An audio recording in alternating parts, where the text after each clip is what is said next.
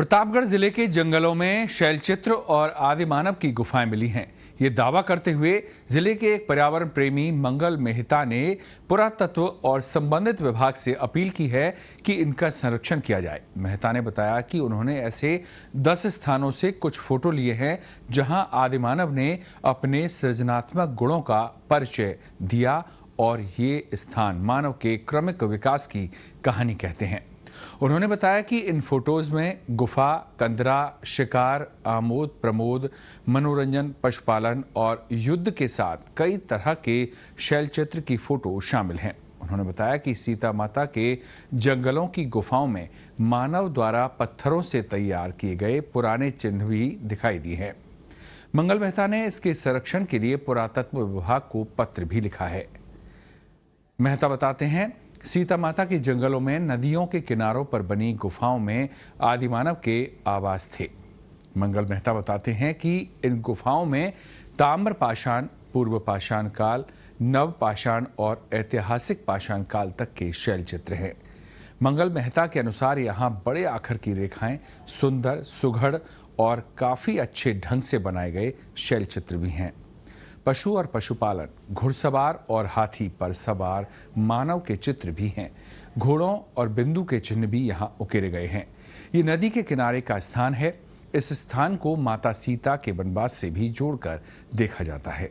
जंगल के लिखिया भाटा 1 और 2 के हिस्से में नदी के किनारे मिले शैलाश्रय में शिला के ऊपर बहुत से पशुओं और पक्षियों के चित्र और शिकार का दृश्य उकेरे हुए हैं। लिखिया भाटा 3 में नदी किनारे ग्रेनाइट पत्थर की गुफाओं में रंगीन चित्रकारी भी की गई है। रंगोली में पशु और शिकार के चित्र हैं। मुखौटा पहने छड़ी नुमा मानव आकृति भी इस जगह देखने को मिली। इन्हीं गुफाओं में अब पैंथर और सेही का बसेरा भी है। इसी तरह लिखिया भाटा 4 पर भी कई गुफाएं बनी हुई हैं। इसी शिला पर कभी शैलचित्र भी लाल रंग से बने हुए थे जो अब नष्ट हो रहे हैं।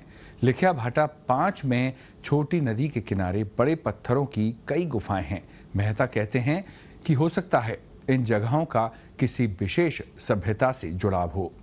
उन्होंने कहा कि आदिवासी जिलों के जंगलों में अगर खोज होती है तो कोई सभ्यता भी मिल सकती है। यहाँ पर पाए गए शैलचित्र मध्य प्रदेश के भीमबेटका और उत्तराखंड के लाखोदयाल के शैलचित्रों से मेल खाते हैं। वहीं प्रतापगढ़ वन विभाग के उपवन संरक्षक हरिकिशन सारस्वत कहते हैं कि रिपोर्ट बनाकर प्रशासन और पुरातत्व विभाग को सौंपकर इनको संरक्षण करने की मांग की गई है। प्रतापगढ़ से हितेश उपाध्याय की स्पेशल रिपोर्ट। मुझे अब तक प्रतापगढ़ जिले में 6-7 जगह ऐसी मिली है जहाँ पर आदि मानव के शैलचित्र, शैलाश्रय, टूल्स, उनके उपकरण और कुछ ऐसे चिन्ह जो आदि मानव द्वारा बनाए गए हैं, यह मुझे मिले हैं। इसके संरक्षण के उद्देश्य से मैंने पुरातत्व विभाग जयपुर और दिल्ली को भी संपर्क किया, ईमेल भी किए, पत्र भी लिखे और दूरभाष पर भी मैंने उनसे बात करी है, लेकिन उन्होंने अब तक कोई रुचि नहीं दिखाई है। हम यही चाहते हैं कि प्रतापगढ़ जिले के और राज्य के पुरातत्व स्थलों में इसका इंदराज हो और इसका ASI द्वारा सर्वे किया जाए। इसके बारे में और कई तथ्य सामने आ सकते हैं और प्रतापगढ़ जिले के इतिहास में और नए अध्याय जुड़ेंगे, जिससे यहाँ पर एक पुरातत्व पर्यटन भी शुरू हो सकता है। प्रतापगढ़ एक बहुत ही सांस्कृतिक रूप से, न केवल संस्कृति के हिसाब से देखा जाए तो बहुत ही पुराना एक क्षेत्र है। यहाँ शैलचित्र के माध्यम से श्री मंगल मेहता जी जो मेरे काफ़ी टच में रहते हैं और उन्होंने कुछ चीज़ों को हमारे सामने लाए हैं और हमारे जो वन्य जीव के अंदर वो जो हमारे जो स्टाफ है वो भी जाता रहता है और वो सुरक्षा के लिए, तो वो उन्होंने भी देखा है कि वास्तव में जंगल के अंदर इस प्रकार के बहुत आदिकाल के जो शैलचित्र प्राप्त हुए हैं।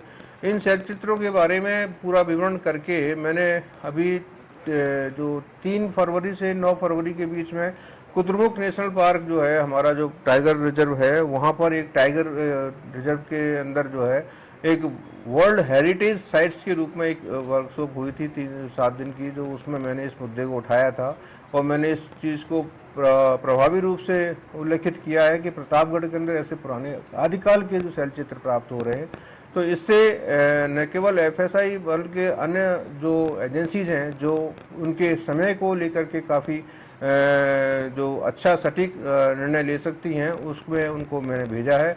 और मुझे आशा ही नहीं, पूर्ण विश्वास है कि ये जो शैल चित्र हैं वो आदिकाल के ही निकलेंगे और जो उनका वास्तविक समय है वो एफएसआई के द्वारा अवगत करा दिया जाएगा।